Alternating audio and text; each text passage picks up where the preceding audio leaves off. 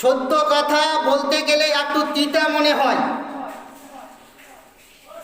তো আজিজানে মোহতারাম, আমি বিশেষ করে বলবো যুবক ভাইদের, যারা ওই সম্প্রদায় মৌলবীদের প্রার্থনায় পড়ে ভুল মাসলা মানুষকে দিচ্ছ, ভুল মাসলা মানুষকে বলছো, আমি তিনাদেরকে অনুরোধ করব এই সম্প্রদায় মৌলবীদের বক্তব্য শুনে ফতোয়া না দিয়ে, মাসলা মানুষকে না বলে আপনারা হাদিস ও কোরআনের শিক্ষা অর্জন করুন। আপনারা বেশি বেশি করে বই পুস্তক আপনারা পড়ুন। শুধু ওই সম্প্রদায় মৌলবীদের, ওই সম্প্রদায়ের বক্তাদের বক্তব্য শুনে মানুষের কাছে মাসলা প্রয়োগ করো না।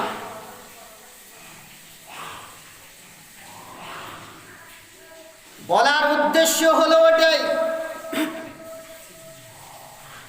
যখন মানুষের ঘরে কোনো বাচ্চা জন্মগ্রহণ করে, যখন সে খুশিতে আকিকা দেওয়ার কল্পনা করে বা মনস্থ করে, তো কিছু কিছু যুবক ভাইয়েরা ওই ইউটিউবকে ফলো করে বলে থাকে যে 7 দিনের পরে 7 দিনের পরে আকিকা দিলে নাকি আকিকা হবে না।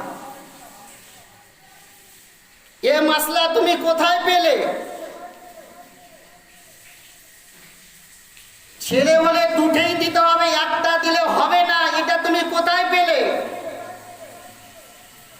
আদৌ কি তুমি হাদিস পড়েছো? আদৌ কি তুমি কোন ফিকহ শাস্ত্রের বই পড়েছো? তুমি যদি আজকে যদি হাদিস পড়ে থাকতে, কোন হাদিসের বইকে ফলো করে থাকতে, যদি কোনো ফিকহ শাস্ত্রের কিতাবকে পড়ে থাকতে, তাহলে এই মাসলা তোমার মুখ দিয়ে বের হতো না। আমি হুঁশিয়ারি বার্তা দিতে চাই,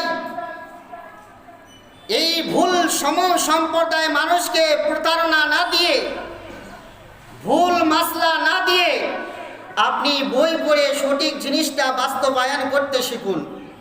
তাহলে সঠিক পথের অবলম্বনকারী হবেন।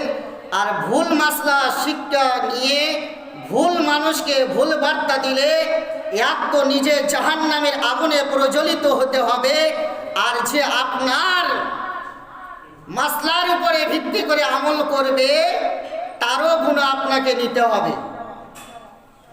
আমি যদি কোনো একটা ভুল মাসলা মানুষকে বলি, আমি তো গুনাহ করলাম, আর আমি মানুষকে ভুল মাসলা দেওয়ার পরে ওই ব্যক্তিটা আমার উপরে যদি আমল করে, তারও গুনার ভাগটা আমাকে নিতে হবে। সুতরাং আজিজানে মোহতারাম, আমাদেরকে সঠিক বিধানগুলি জানতে হবে, সঠিক জিনিসগুলি আমাদেরকে বুঝতে হবে, ভুল জিনিসগুলি আমাদেরকে বর্জন করতে হবে। আমাদেরকে হাদিস, কোরআন, ইজমা, কিয়াসে কি আছে তা আমাদেরকে জানতে হবে।